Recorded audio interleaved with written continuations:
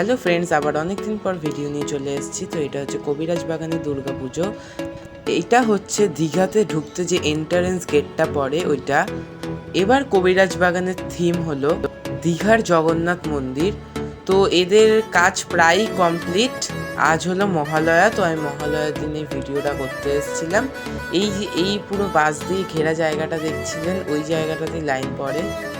এটা হচ্ছে মন্দিরটা, এখনো কাজ অনেক বাকি আছে, জোর কদমে কাজ চলছে।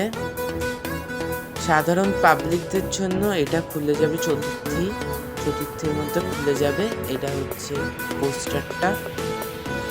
দীঘায় যে জগন্নাথ মন্দিরটা নতুন তৈরি হয়েছে, ওর আদলে এটা বানানো হয়েছে। প্রত্যেকবারের মতো এবারও এখান দিয়ে এন্ট্রি হবে। দীঘা বা জগন্নাথ মন্দিরের চূড়ায় যেরকম পতাকা থাকে, এখানেও সেরকম পতাকা আছে। এখানে মাতৃ প্রতিমা চলে এসছে। তো এই যে এটা হলো প্রতিমাটা, আমি ভেতর দিয়ে দেখাবো সুন্দর করে। এটা হচ্ছে নর্মাল একটা সাইডের জাস্ট একটা, এটা পুরো মন্দিরটা, মূল মন্দিরটা। কবিরাজ বাগানের দুর্গা ঠাকুর আনে হচ্ছে খালপাড় দিয়ে, মানিকতলা খালপাড়। এই যে এটা ঠাকুরটা, এবারেরটা খুব সুন্দর ঠাকুর হয়েছে। ভেতরটাও সুন্দর কাজ হয়েছে টাইলস দিয়ে। এটা হচ্ছে লক্ষ্মীনারায়ণ, এটা হচ্ছে মূল জগন্নাথটা।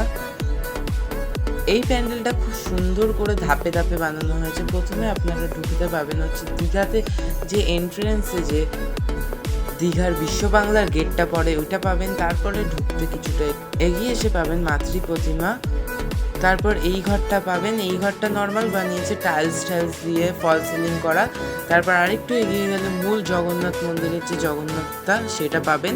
এটা হচ্ছে মূল মণ্ডপটা, যেখানে দুর্গা প্রতিমাটা আছে। এটা হচ্ছে অমল চক্রবর্তী মহাশয়, যে এখানকার কাউন্সিলর আর যে এই প্যান্ডেলটা পরিচালনা করে। এটা হচ্ছে ওয়ান সাইড ব্যাক পোর্শন, এটা হচ্ছে পেছন দিকটা।